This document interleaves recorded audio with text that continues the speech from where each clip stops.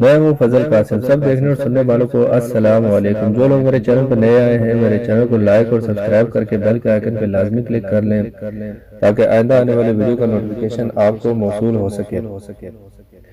سمود ایک مشہور قبیلے کا نام ہے۔ یہ جدیز کے بھائی سمود کی نسل، یہ دونوں عاصر کے بیٹے تھے جو ارم کا بیٹا تھا، اور ارم نوح علیہ السلام کے بیٹے سام کا بیٹا تھا۔ یہ دور قدیم کے خالص عربی قوم سے تھے۔ ان کی رہائش تبوک اور حجاز کے درمیان حجر کے مقام پر تھی جسے مدین صالح بھی کہا جاتا ہے۔ یہ علاقہ خلیج عقبہ کے مشرق میں واقع شہر مدین کے جنوب مشرق میں واقع ہے۔ قوم سمود کے مکانات اس علاقے میں پہاڑوں میں کھدے ہوئے صاف نظر آتے ہیں۔ رسول اللہ صلی اللہ علیہ وآلہ وسلم صحابہ کرام رضی اللہ عنہ کے ہمراہ تبوک جاتے وقت اس مقام سے گزرے تھے۔ جیسا کہ حدیث میں ہے، رسول اللہ صلی اللہ علیہ وآلہ وسلم جب صحابہ رضی اللہ عنہ کے ہمراہ تبوک تشریف لے گئے تو مقام حجر میں سمود کے ویران گھروں کے قریب فروخت ہوئے۔ لوگوں نے ان کنوؤں سے پانی لے لیا جو سمود کے زیر استعمال رہے تھے۔ انہوں نے اس پانی سے آٹا گوندھ لیا اور گوشت پکانے کے لیے آگ پر دیگیں چڑھا دی۔ رسول اللہ صلی اللہ علیہ وآلہ وسلم نے حکم دیا تو دیگیں الٹ دی گئی اور آٹا اونٹوں کو کھلا دیا گیا۔ پھر نبی صلی اللہ علیہ وآلہ وسلم صحابہ کرام رضی اللہ عنہ کے ہمراہ وہاں سے روانہ ہو کر اس کنویں کے پاس جا ٹھہرے جہاں سے اونٹنی پانی پیا کرتی تھی۔ آپ نے ان لوگوں کے ویران گھروں میں داخل ہونے سے منع فرمایا جن پر اللہ کا عذاب نازل ہوا تھا، اور فرمایا میں ڈرتا ہوں کہ تم پر بھی ویسا عذاب نہ آ جائے جیسا ان پر آیا تھا، اس لیے ان کے علاقے میں داخل نہ ہوا کرو۔ حضرت عبداللہ بن عمر رضی اللہ عنہ سے روایت ہے کہ رسول اللہ صلی اللہ علیہ وآلہ وسلم نے مقام حجر میں ارشاد فرمایا، ان عذاب یافتہ لوگوں کے علاقے میں داخل ہونا پڑے تو صرف روتے ہوئے داخل ہوا کرو، اگر رونا نہ آئے تو ان کے علاقے میں داخل نہ ہونا، کہیں تم پر بھی وہ عذاب نہ آ جائے جو ان لوگوں پر نازل ہوا تھا۔ ان کا زمانہ قوم عاد کے بعد کا ہے اور سمود عاد کی طرح بت پرست تھے۔ بعض حضرات نے کہا ہے کہ اہل کتاب ان دونوں قوموں عاد اور سمود کے حالات سے واقف نہیں تھے کیونکہ ان کی کتاب تورات میں ان کا ذکر نہیں، لیکن قرآن مجید کے بیان سے معلوم ہوتا ہے کہ موسیٰ علیہ السلام نے اپنی قوم کو عاد اور سمود کے بارے میں بتایا تھا۔ ارشاد باری تعالیٰ ہے، اور موسیٰ نے صاف صاف کہہ دیا کہ اگر تم اور جتنے اور لوگ زمین میں ہیں سب کے سب ناشکری کرو تو اللہ پھر بھی بے نیاز اور قابل تعریف ہے۔ بھلا تم کو ان لوگوں کے حالات کی خبر نہیں پہنچی جو تم سے پہلے تھے، یعنی قوم نوح اور عاد اور سمود، اور جو ان کے باپ تھے جن کا علم اللہ کے سوا کسی کو نہیں، ان کے بعد پیغمبر موعظے لے کر آئے۔ سورہ ابراہیم۔ یہ پوری بات موسیٰ علیہ السلام نے اپنی قوم سے فرمائی تھی، لیکن چونکہ یہ دونوں قومیں اہل عرب میں سے تھیں اس لیے اہل کتاب نے ان کے حالات کو اچھی طرح معلوم نہیں کیا، نہ انہیں یاد رکھنے کو کوئی اہمیت دی۔ حالانکہ موسیٰ علیہ السلام کے زمانے میں ان قوموں کے حالات ان میں مشہور تھے۔ ہم نے تفسیر میں اس موضوع پر تفصیل سے کلام کیا۔ اس وقت سمود کا واقعہ بیان کرنا مقصود ہے کہ ان کا کیا معاملہ ہوا۔ اللہ تعالیٰ نے اپنے نبی حضرت صالح علیہ السلام کو اور مومنوں کو کس طرح نجات دی، اور جن ظالموں نے کفر اور سرکشی کا راستہ اختیار کرتے ہوئے اپنے رسول کی مخالفت کی تھی انہیں کیسے تباہ کیا۔ ہم پہلے بیان کر چکے ہیں کہ وہ عربی قوم تھے اور ان کا زمانہ عاد کے بعد کا ہے، لیکن انہوں نے عاد کے واقعات سے عبرت حاصل نہ کی۔ بیان کیا جاتا ہے کہ اس قوم کے لوگوں کی عمریں بہت طویل تھی۔ آدمی مٹی سے گھر بناتا تو اس کی موت سے پہلے وہ گھر گر پڑتا، چنانچہ انہوں نے پہاڑ کھود کر گھر بنانا شروع کر دیے۔ اللہ تعالیٰ نے انہی میں سے ایک بندے کو نبوت کے منصب پر فائز کر کے ان کی طرف بھیجا۔ اس نبی کا نام صالح بن عبید بن ماسے بن عبید بن حادر بن سمود بن عاصر بن ارم بن سام بن نوح علیہ السلام تھا۔ حضرت صالح علیہ السلام نے قوم کو اس بات کی دعوت دی کہ اللہ وحدہ لا شریک کی عبادت کریں، بتوں سے کنارہ کشی کریں اور اللہ کے ساتھ کسی چیز کو شریک نہ بنائیں۔ کچھ لوگ ایمان لے آئے لیکن اکثر نے کفر کیا اور زبان و عمل سے انہیں اذیت دی، انہیں شہید کرنے کا پروگرام بنایا اور اس اونٹنی کو قتل کر دیا جسے اللہ تعالیٰ نے صالح علیہ السلام کی سچائی کی دلیل کے طور پر پیدا فرمایا تھا۔ چنانچہ اللہ تعالیٰ نے انہیں شدید گرفت میں لے لیا۔ اللہ تعالیٰ نے حضرت صالح علیہ السلام کی دعوت کا تذکرہ سورہ اعراف میں یوں کیا، ارشاد باری تعالیٰ ہے، اور قوم سمود کی طرف ان کے بھائی صالح کو بھیجا تو صالح نے کہا کہ اے میری قوم، اللہ ہی کی عبادت کرو، اس کے سوا تمہارا کوئی معبود نہیں۔ سورہ اعراف۔ اور یاد تو کرو جب اس نے تم کو قوم عاد کے بعد سردار بنایا اور زمین پر آباد کیا کہ نرم زمین سے مٹی لے لے کر محل تعمیر کرتے ہو اور پہاڑوں کو تراش تراش کر گھر بناتے بناتے ہو، بس اللہ کی نعمتوں کو یاد کرو اور زمین میں فساد نہ کرتے پھرو۔ ان کی قوم کے سردار لوگ جو غرور رکھتے تھے غریب لوگوں سے جو ان میں سے ایمان لے آئے تھے، کہنے لگے بھلا تم یقین کرتے ہو کہ صالح اپنے پروردگار کی طرف سے بھیجے گئے ہیں؟ انہوں نے کہا ہاں، جو چیز وہ دے کر بھیجے گئے ہیں ہم اس پر بلا شبہ ایمان رکھتے ہیں۔ تو مغرور سردار کہنے لگے کہ جس چیز پر تم ایمان لائے ہو ہم اس کو نہیں مانتے۔ سورہ اعراف۔ یعنی اللہ نے تمہیں عاد کے جانشین بنایا ہے تاکہ تم ان کے حالات سے عبرت حاصل کرو اور ان جیسے عمل نہ کرو۔ اللہ نے تمہیں یہ زمین عطا فرمائی جس کے میدانوں میں تم محلات تعمیر کرتے ہو اور پہاڑ تراش کر بڑی مہارت کاریگری اور پختگی کے ساتھ مکان بناتے ہو۔ لہذا اللہ کی اس نعمت کے عوض شکر اور نیک عمل کرو، اس کی عبادت کرو، اس کے ساتھ شرک نہ کرو، اس کے احکام کی مخالفت کرتے ہوئے اس کی اطاعت سے روگردانی نہ کرو، کیونکہ اس روش کا انجام بہت خطرناک ہے۔ قوم کو توبہ کی تلقین۔ حضرت صالح علیہ السلام نے قوم کو بتوں کی پوجا سے روکا اور دیگر گناہوں سے توبہ کی تلقین کی، لیکن نافرمان قوم نے پہلے سے بھی زیادہ سرکشی کا مظاہرہ کیا۔ سورہ ہود میں ارشاد باری تعالیٰ ہے اور سمود کی طرف ان کے بھائی صالح کو بھیجا، انہوں نے کہا کہ اے میری قوم، اللہ ہی کی عبادت کرو، اس کے سوا تمہارا کوئی معبود نہیں، اس نے تم کو زمین سے پیدا کیا اور اسی میں آباد کیا، سو اسے مغفرت مانگو، اس کے آگے توبہ کرو، بے شک میرا پروردگار نزدیک بھی ہے اور دعا کا قبول کرنے والا بھی ہے۔ انہوں نے کہا کہ صالح، اس سے پہلے ہم تم سے کئی طرح کی امیدیں رکھتے تھے، اب وہ منقطع ہو گئی، کیا تم ہم کو ان چیزوں کے پوجنے سے منع کرتے ہو جن کو ہمارے بزرگ پوجتے آئے ہیں، اور جس بات کی طرف تم ہمیں بلاتے ہو اس میں ہمیں سخت شبہ ہے۔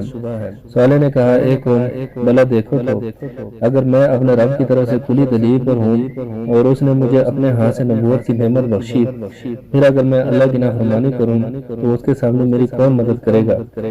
تم تو کفر کی باتوں سے میرا نقصان ہی بڑھا رہے ہو۔ سورہ ہود۔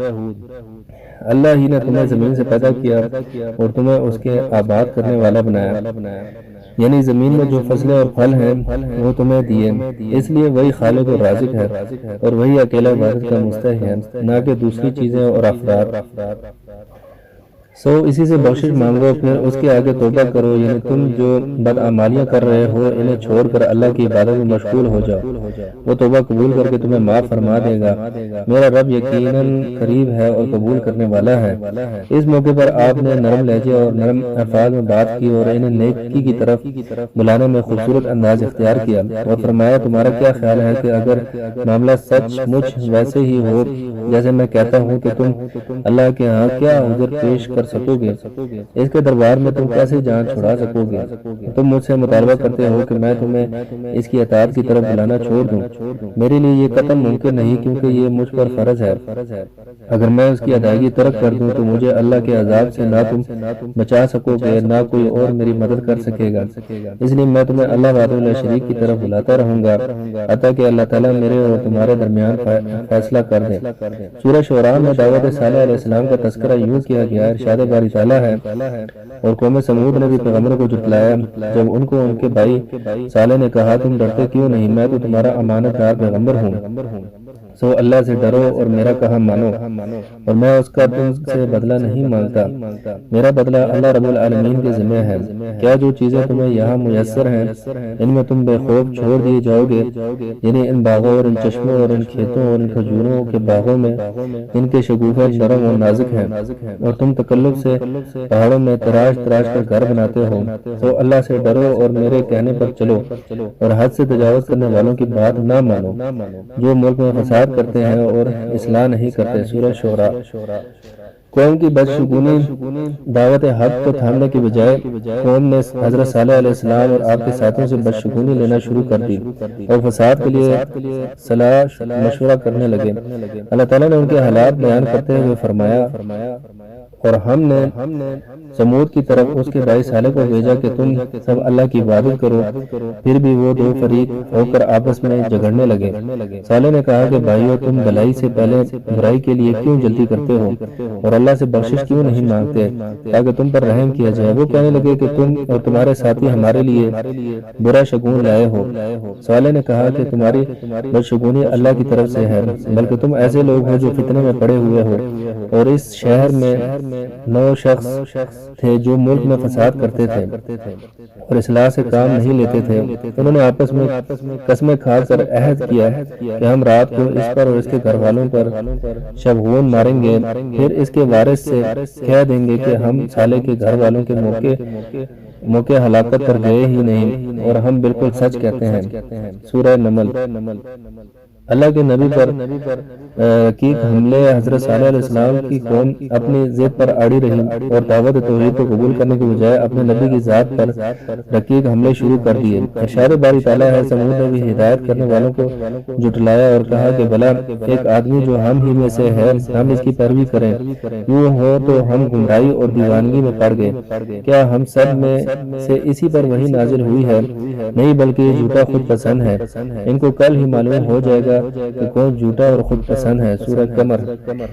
حضرت صالح علیہ السلام نے قوم کو دعوت حق دی لیکن وہ انکار پر ہی مصر رہے، بلکہ آپ کو جادو زدہ کہا اور یہ بھی کہا کہ اگر آپ اللہ تعالیٰ کے سچے رسول ہیں تو کوئی معجزہ یا نشانی پیش کریں۔ اللہ تعالیٰ نے ان کے اس مطالبے کو قرآن مجید میں یوں ذکر کیا، وہ قوم سمود کہنے لگے کہ تم جادو زدہ ہو، تم اور کچھ نہیں، ہماری طرح کے آدمی ہو، سو اگر سچے ہو تو کوئی نشانی پیش کرو۔ صالح نے کہا، دیکھو یہ اونٹنی ہے، ایک دن اس کے پانی کی باری ہے اور ایک معین روز تمہاری باری ہے، اور اس کو کوئی تکلیف نہ دینا، نہیں تو تم سخت عذاب آ پکڑے گا۔ مگر انہوں نے اس کی کونچیں کاٹ ڈالی، آخر کار پچھتاتے رہ گئے، بس ان کو عذاب میں آن پکڑا۔ بے شک اس میں ایک نشانی ہے اور ان میں سے اکثر ایمان لانے والے نہیں تھے۔ سورہ شعراء۔ یعنی آپ پر جادو کر دیا گیا ہے جس کی وجہ سے آپ کو معلوم نہیں کہ آپ کیا کہتے رہتے ہیں، یعنی توحید کو اختیار کرنے اور شرک کو چھوڑنے کی دعوت آپ عقل و شعور کے ساتھ نہیں دے رہے۔ اکثر علماء نے یہی مطلب بیان کیا ہے کہ اس سے مراد مسحور، جادو سے متاثر ہے۔ اس لفظ کو بھی پڑھا گیا ہے جس کا مطلب یہ ہے کہ آپ اپنے دوست جن کے ذریعے سے لوگوں کو متاثر کرتے ہیں، یعنی آپ جادوگر ہیں۔ پہلی رائے زیادہ مضبوط ہے کیونکہ اس کے بعد ان لوگوں نے کہا، آپ تو ہم جیسے انسان ہیں۔ سورہ قمر میں ارشاد باری تعالیٰ ہے، اے صالح، ہم ان کی آزمائش کے لیے اونٹنی بھیجنے والے ہیں، سو تم ان کو دیکھتے رہو اور صبر کرو اور ان کو آگاہ کر دو کہ ان میں پانی کی باری مقرر کر دی گئی، ہر باری والے کو اپنی باری پر آنا چاہیے۔ سورہ قمر۔ حضرت صالح علیہ السلام نے فرمایا، اگر میں مطالبہ اسی انداز سے پورا کر دوں جیسے تم نے کہا ہے تو کیا تم واقعی اس دین پر ایمان لے آؤ گے جو میں لایا ہوں اور ان اموروں میری تصدیق کرو گے جنہیں دیکھ کر مجھے مبعوث کیا گیا ہے؟ انہوں نے کہا، ہاں، ہم تجھ پر ایمان لائیں گے اور تیری باتوں کی تصدیق کریں گے۔ آپ نے ان سے پختہ عہد و پیمان لے لیا، تب آپ نے کھڑے ہو کر نماز ادا کی، پھر اللہ تعالیٰ سے دعا کی کہ وہ ان لوگوں کا مطالبہ پورا فرمائے۔ اللہ کے حکم سے وہ چٹان پھٹ گئی اور اس میں سے ایک بہت بڑی حاملہ اونٹنی نکلی، جس میں وہ تمام صفات موجود تھیں جو مطالبہ کرنے والوں نے بیان کی تھی۔ جب انہوں نے اپنی آنکھوں سے معجزہ ظاہر ہوتے دیکھ لیا تو انہیں اس کی عظمت کا احساس ہوا اور وہ مرعوب ہو گئے۔ یہ اللہ کی قدرت کی ایک واضح نشانی اور حضرت صالح علیہ السلام کی نبوت کا ناقابل تردید ثبوت تھا۔ چنانچہ قوم کے کچھ لوگ ایمان لے آئے لیکن اکثر کفر اور دلالت اور ہٹ دھرمی پر اڑے رہے۔ اسی لیے اللہ تعالیٰ نے فرمایا، یعنی اس کا انکار کیا، اس کو دیکھ کر حق کی پیروی نہیں کی۔ اس سے مراد ان کی حیثیت کا عمل ہے۔ وہ اونٹنی ان میں موجود رہی ان کے علاقے میں جہاں سے چاہتی چڑھتی اور جب کنویں پر پانی پینے جاتی تو کنویں کا سارا پانی پی لیتی۔ چنانچہ لوگ اپنی باری والے دن اگلے دن کے لیے بھی پانی بھر لیتے تھے۔ وہ لوگ اس کا دودھ پیتے اور وہ سب کے لیے کافی ہو جاتا۔ اس لیے آپ نے ان سے فرمایا، ایک دن اس کے پینے کی باری ہے اور ایک معین روز تمہاری باری۔ ارشاد باری تعالیٰ ہے، ہم اونٹنی ان کے لیے آزمائش بنا کر بھیجنے والے ہیں۔ آزمائش اس لحاظ سے تھی کہ کیا وہ اتنا بڑا معجزہ دیکھ کر بھی ایمان لاتے ہیں یا نہیں۔ بس انتظار کیجئے کہ ان کا انجام کیا ہوتا ہے، اور ان کی طرف سے تکلیف دی جائے تو صبر کیجئے اور ان کو آگاہ کر دیجئے کہ ان میں پانی کی باری مقرر کر دی گئی ہے۔ باری والوں کو اپنی باری پر آنا چاہیے۔ اور صلی اللہ علیہ وسلم نے فرمایا تمہارے پاس تمہارے پروردگار کی طرف سے ایک معجزہ آ چکا ہے، یعنی یہی اللہ کی اونٹنی تمہارے لیے معجزہ ہے، سو اسے آزاد چھوڑو کہ اللہ کی زمین میں چرتی پھرے، اور تم اسے بری نیت سے ہاتھ بھی نہ لگانا ورنہ دردناک عذاب تمہیں پکڑے گا۔ سورہ آراف۔ اور مزید فرمایا اے میری قوم، یہ اللہ کی اونٹنی تمہارے لیے ایک نشانی معجزہ ہے، لہٰذا اس کو چھوڑو کہ اللہ کی زمین میں جہاں چاہے چرے، اور اس کو کسی طرح کی تکلیف نہ دینا ورنہ تمہیں جلد عذاب آ پکڑے گا۔ سورہ ہود۔ معجزے کی بے حرمتی ایک عرصے تک یہ معاملہ یوں چلتا رہا، آخر ان کے سردار جمع ہوئے اور مشورے کے بعد متفقہ فیصلہ کیا کہ اونٹنی کو قتل کر دیں تاکہ اس سے جان چھوٹے اور انہیں سارا پانی مل جائے۔ اللہ تعالیٰ کا ارشاد ہے، آخر انہوں نے اونٹنی کی کونچوں کو کاٹ ڈالا اور اپنے پروردگار کے حکم سے سرکشی کی اور کہنے لگے کہ صالح، جس چیز سے تم ہمیں ڈراتے تھے، اگر تم اللہ کے پیغمبر ہو تو اسے ہم پر لے آؤ۔ سورہ آراف۔ سازشی قوم نے اللہ کے معجزے پر ایمان لانے کے بجائے اس پر ظلم و عدوان کیا اور اپنے ہاتھوں اپنی ہلاکت کا بندوبست کر دیا۔ اللہ تعالیٰ نے فرمایا، قوم سمود نے اپنی سرکشی کے سبب پیغمبر کو جھٹلایا، جب ان میں سے ایک نہایت بدبخت اٹھا تو اللہ کے پیغمبر صالح نے ان سے کہا کہ اللہ کی اونٹنی اور اس کے پینے کی باری سے ڈرو اور احتیاط کرو، مگر انہوں نے پیغمبر کو جھٹلایا اور اونٹنی کی کونچیں کاٹ دی۔ پھر اللہ نے ان کے گناہ کے سبب ان پر عذاب نازل کیا اور سب کو ہلاک کر کے برابر کر دیا، اور اس کو ان سے بدلہ لینے کا کچھ بھی ڈر نہیں۔ سورہ شمس۔ اللہ تعالیٰ نے فرمایا، اور ہم نے سمود کو اونٹنی نبوت صالح کی کھلی نشانی دی تو انہوں نے اس پر ظلم کیا۔ سورہ بنی اسرائیل۔ جس شخص نے اونٹنی کو قتل کرنے کی ذمہ داری اٹھائی اس کا نام کدار بن صالح بن جندہ تھا، وہ سرخ فام اور نیلی آنکھوں والا تھا۔ یہ بھی کہا جاتا ہے کہ وہ صالح کی بیوی سیبان کے ناجائز تعلق کے نتیجے میں پیدا ہوا۔ اس نے سب لوگوں کے متفقہ فیصلے کے نتیجے میں اونٹنی کو قتل کیا تھا، اس لیے اس کام کی نسبت ان سب کی طرف کی گئی۔ امام ابن جریر رحمۃ اللہ علیہ اور دیگر مفسرین کا بیان ہے کہ قوم سمود میں دو عورتیں تھیں، ایک کا نام صدوق بنت ماہیہ بن زہیر بن مختار تھا جو مال اور اونچے خاندان کی تھی۔ اس نے قبیلہ اسلم کے ایک آدمی سے نکاح کیا لیکن پھر طلاق لے لی۔ اس نے اپنے چچا مصدہ بن مہرج بن ماہیہ کو بلا کر کہا، اگر تم اونٹنی کو قتل کر دو تو میں تم سے شادی کر لوں گی۔ دوسری عورت کا نام منیرہ تھا جو غنم بن مجلس کی بیٹی تھی، اس کی کنیت ام غنم تھی، یہ کافر بڑھیا تھی۔ اس کے خاوند زواب بن عمرہ ایک رئیس تھا۔ اس عورت نے قدار بن صالح سے کہا، یہ میری 4 بیٹیاں ہیں، اگر تم اونٹنی کو قتل کر دو جس لڑکی سے چاہو گے شادی کر دوں گی۔ چنانچہ یہ دونوں جوان اس کام کے لیے کمر بستہ ہو گئے اور قوم کے اور افراد کو بھی ترغیب دی۔ یوں مزید 7 افراد ان کے ساتھ آ ملے اور یہ کل 9 افراد ہو گئے۔ درجہ ذیل آیت مبارکہ میں انہی کا ذکر ہے۔ ارشاد باری تعالیٰ ہے، اور شہر میں 9 شخص تھے جو ملک میں فساد کیا کرتے تھے اور اصلاح سے کام نہیں لیتے تھے۔ سورہ نمل۔ انہوں نے باقی قبیلے کو بھی ساتھ ملانے کی کوشش کی تو لوگوں نے تائید کی، وہ اونٹنی کو قتل کرنے کے لیے گھاٹ میں بیٹھ گئے۔ جب وہ پانی پی کر واپس آئی تو مصدہ نے جو چھپ کر بیٹھا ہوا تھا اس پر تیر چلا دیا، جو اس کی پنڈلی کی ہڈی میں پیوست ہو گیا۔ منیرہ اور اس کی بیٹیاں بھی قدار کی حوصلہ افزائی کرنے کے لیے آ گئی اور انہیں جوش دلانے کے لیے اپنے چہروں سے نقاب الٹ دیے۔ قدار بن صالح نے جلدی سے اونٹنی پر تلوار سے حملہ کیا اور اس کی کونچیں کاٹ دیں۔ وہ زمین پر گر پڑی اور زور سے آواز نکالی جس سے اس کا بچہ جو تنا ہو گیا اور دور پہاڑ پر چلا گیا اور 3 بار بلبلایا۔ قدار نے اونٹنی کے گلے پر نیزہ مارا کر اسے قتل کر دیا۔ قرآن مجید میں ان کا ذکر ان الفاظ سے کیا گیا ہے، پھر ان لوگوں نے اپنے رفیق کو بلایا تو اس نے اونٹنی کو پکڑ کر اس کی کونچیں کاٹ ڈالی، سو دیکھ لو کہ میرا عذاب اور ڈرانا کیسا ہے۔ سورہ قمر۔ حضرت عبداللہ بن زمعہ رضی اللہ تعالیٰ عنہ سے روایت ہے کہ رسول اللہ صلی اللہ علیہ وسلم نے خطبے کے دوران میں اونٹنی کا اور اسے قتل کرنے والے کا ذکر کیا اور فرمایا، اسے قتل کرنے کے لیے ایک دلیر سردار اٹھا جس کی بات مانی جاتی تھی، جیسے قریش میں ابو زمعہ ہے۔ حضرت عمار بن یاسر رضی اللہ تعالیٰ عنہ سے روایت ہے کہ رسول اللہ صلی اللہ علیہ وسلم نے حضرت علی رضی اللہ تعالیٰ عنہ سے فرمایا کیا میں تجھے نہ بتاؤں کہ سب سے زیادہ بدبخت کون ہے؟ انہوں نے کہا جی ہاں فرمائیے۔ نبی صلی اللہ علیہ وسلم نے دو شخص ہیں، ایک تو سمود کا سرخ فام آدمی جس نے اونٹنی کو قتل کیا تھا، اور ایک وہ جو تجھے اے علی اس جگہ یعنی سر پر ضرب لگائے گا جس سے یہ یعنی داڑھی تر ہو جائے گی۔ اللہ تعالیٰ نے فرمایا آخر انہوں نے اونٹنی کی کونچوں کو کاٹ ڈالا اور اپنے پروردگار کے حکم سے سرکشی کی اور کہنے لگے کہ سالے جس چیز سے تم ہمیں ڈراتے ہو اگر تم اللہ کے پیغمبر ہو تو اسے ہم پر لے آؤ۔ سورہ اعراف۔ ان کے اس قول میں کئی انداز سے کفر کا واضح اظہار ہے۔ انہوں نے موقت طور پر ممنوع کام کا ارتکاب کر کے اللہ اور اس کے رسول کی مخالفت کی، یعنی اس اونٹنی کو ہلاک کیا جسے اللہ تعالیٰ نے ان کے لیے آیات نشانی معجزہ قرار دیا تھا۔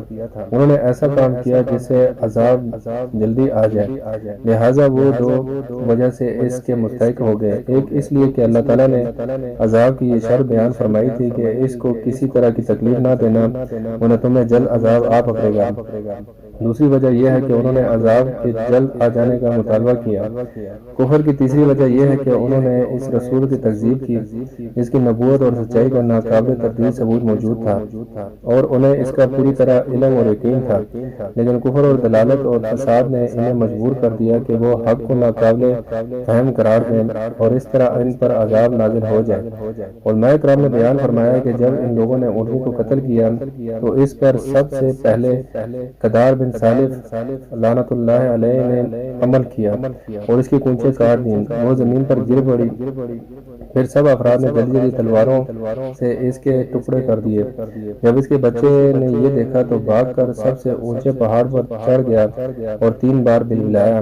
اس لیے حضرت صالح علیہ السلام نے فرمایا اپنے گھروں میں 3 دن اور فائدہ اٹھا لو۔ سورہ ہود۔ یعنی اس دن کے علاوہ 3 دن کی مہلت دی گئی۔ انہوں نے اس موقت وعید پر بھی اعتبار نہ کیا بلکہ شام ہوئی تو انہوں نے پروگرام بنایا کہ حضرت صالح علیہ السلام کو بھی شہید کر دیا جائے۔ چنانچہ سب قسمیں کھا کر کہنے لگے عہد کرو کہ ہم رات کو اس پر اس کے گھر والوں پر شبغون ماریں گے۔ سورہ نمل۔ یعنی ہم رات کو صالح علیہ السلام کے گھر میں گھس کر آپ کو اہل و عیال سمیت شہید کر دیں گے، پھر اگر آپ کے اقارب نے قصاص یا دید کا مطالبہ کیا تو ہم مکر جائیں گے اور کہیں گے ہم نے قتل نہیں کیا۔ اس لیے انہوں نے کہا پھر اس کے وارث سے کہہ دیں گے کہ ہم صالح علیہ السلام کے گھر والوں کے موقع ہلاکت پر گئے ہی نہیں اور ہم بالکل سچ کہتے ہیں۔ سورہ نمل۔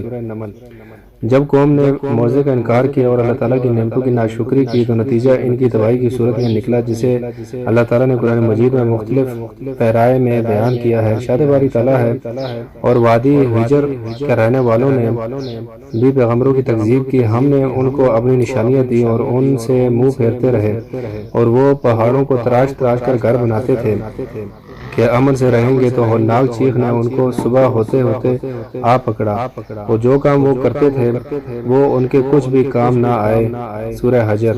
اور ارشاد فرمایا اور ہم نے نشانیاں بھیجنی اس لیے موقوف کر دیں کہ اگلے لوگوں نے اس کی تکذیب کی تھی، اور ہم نے سمود کو اونٹنی نبوت صالح کی کھلی نشانی دی تو انہوں نے اس پر ظلم کیا، اور ہم تو ڈرانے کے لیے ہی نشانیاں بھیجا کرتے ہیں۔ مزید ارشاد باری تعالیٰ ہے اے میری قوم، یہ اللہ کی اونٹنی تمہارے لیے ایک نشانی معجزہ ہے، لہٰذا اس کو چھوڑ دو کہ اللہ کی زمین میں جہاں چاہے چرے اور اس کو کسی طرح کی تکلیف نہ دینا ورنہ تمہیں جلد عذاب آ پکڑے گا۔ مگر انہوں نے اس کی کونچیں کاٹ ڈالیں تو صالح نے کہا کہ اپنے گھروں میں 3 دن اور فائدہ اٹھا لو، یہ عذاب کا وعدہ ہے کہ جھوٹا نہ ہوگا۔ سو جب ہمارا حکم آ گیا تو ہم نے صالح اور جو لوگ ان کے ساتھ ایمان لائے تھے ان کو اپنی مہربانی سے بچا لیا اور اس دن کی رسوائی سے محفوظ رکھا۔ بے شک تمہارا پروردگار ہی طاقتور اور زبردست ہے۔ اور جن لوگوں نے ظلم کیا تھا ان کو ہولناک چیخ کی صورت میں عذاب نے آ پکڑا تو وہ اپنے گھروں میں اوندے پڑے رہ گئے، گویا کبھی ان میں بسے ہی نہ تھے۔ سن رکھو کہ سمود نے اپنے پروردگار سے کفر کیا اور سن رکھو کہ سمود پر پھٹکار ہے۔ سورہ ہود۔ سورہ قمر میں ان کے عذاب کا تذکرہ اس طرح کیا گیا ہے۔ ارشاد باری تعالیٰ ہے سو دیکھ لو کہ میرا عذاب عذاب اور ڈرانا کیسا ہے۔ ہم نے ان پر عذاب کے لیے ایک ہولناک چیخ بھیجی تو وہ ایسے ہو گئے جیسے ہاڑ والے کی سوکھی اور ٹوٹی ہوئی باڑ۔ اور ہم نے قرآن کو سمجھنے کے لیے آسان کر دیا ہے تو کوئی ہے کہ سوچے سمجھے۔ سورہ قمر۔ ارشاد الہی ہے اور وہ ایک چال چلے اور ہم بھی ایک چال چلے اور ان کو کچھ خبر نہ ہوئی تو دیکھ لو کہ ان کی چال کا انجام کیسا ہوا۔ ہم نے ان کو اور ان کی قوم سب کو ہلاک کر ڈالا۔ اب یہ ان کے گھر ان کے ظلم کے سبب خالی پڑے ہیں۔ جو لوگ دانش رکھتے ہیں ان کے لیے اس میں نشانی ہے، اور جو لوگ ایمان لائے اور ڈرتے تھے ان کو ہم نے نجات دی۔ سورہ نمل۔ جن افراد نے حضرت صالح علیہ السلام کو شہید کرنے کی سازش تیار کی تھی، اللہ تعالیٰ نے ان پر ان کی قوم سے پہلے ہی عذاب نازل فرما دیا اور ان پر پتھر برسا کر کچل ڈالا اور تباہ کر دیا۔ جب مولد کا پہلا دن یعنی جمعرات کا دن آیا تو ان کے چہرے زرد ہو گئے، جیسے صالح علیہ السلام نے فرمایا تھا۔ شام ہوئی تو انہوں نے کہا مولد کا ایک دن تو گزر گیا۔ جب دوسرے دن یعنی جمعے کی صبح ہوئی تو ان کے چہرے سرخ ہو گئے۔ شام ہوئی تو انہوں نے کہا مولد کے 2 دن گزر گئے۔ جب مولد کا تیسرا دن آیا یعنی ہفتے کی صبح ہوئی تو ان کے چہرے سیاہ ہو گئے۔ شام ہوئی تو انہوں نے کہا صالح کی کہی ہوئی مولد تو ختم ہوگی۔ جب اتوار کی صبح ہوئی تو انہوں نے خوشبو لگائی اور تیار ہو کر بیٹھ گئے اور انتظار کرنے لگے کہ دیکھیں کون سا عذاب آتا ہے۔ انہیں معلوم نہیں تھا کہ ان کے ساتھ کیا سلوک ہونے والا ہے اور ان پر کس طرف سے عذاب آنے والا ہے۔ جب سورج طلوع ہوا تو آسمان سے ایک شدید آواز آئی اور نیچے سے زلزلہ آ گیا، چنانچہ تمام افراد کی روحیں پرواز کر گئیں۔ وہ مر کر بے حس و حرکت اور خاموش ہو گئے۔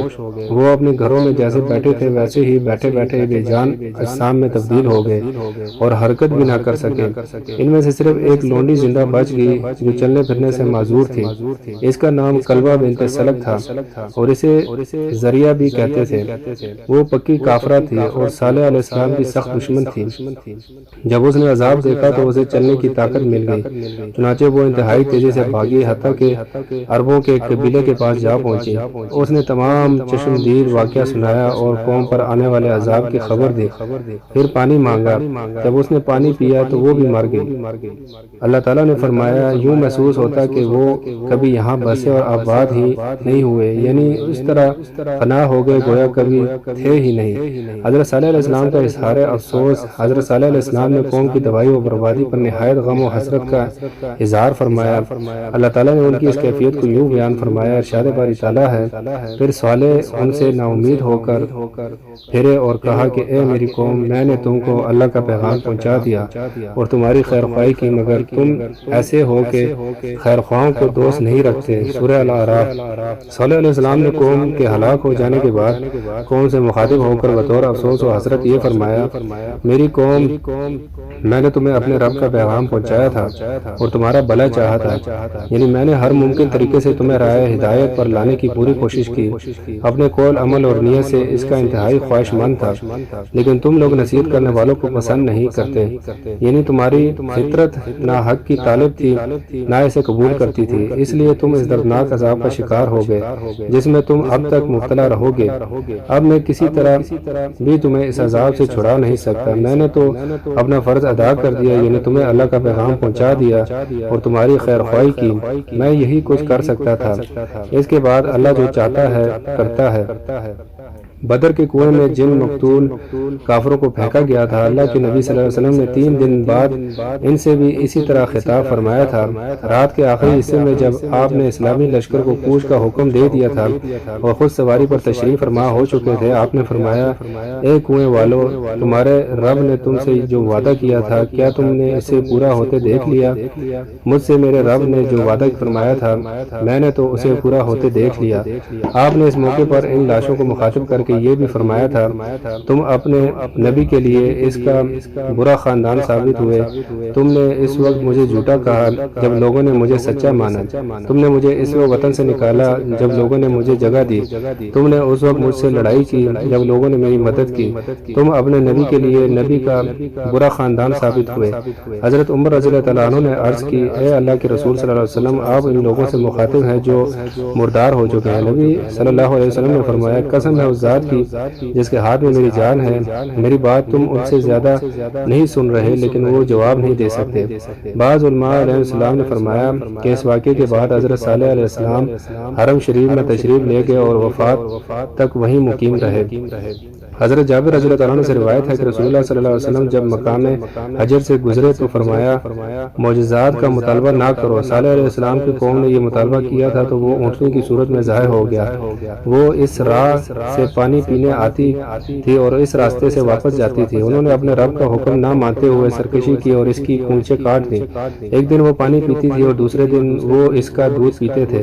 جب انہوں نے اسے مار ڈالا تو ان پر ایسی سخت چیخ کا عذاب آیا جس سے تمام لوگ ہلاک ہو گئے، صرف ایک آدمی بچا جو اس وقت حرم کی سرزمین میں تھا۔ صحابہ رضی اللہ عنہ نے عرض کی اللہ کے رسول صلی اللہ علیہ وسلم وہ کون تھا؟ فرمایا وہ عبور غال تھا۔ جب وہ حرم کی حدود سے نکلا تو وہ بھی اسی عذاب کی لپیٹ میں آ گیا جو اس کی قوم پر آیا تھا۔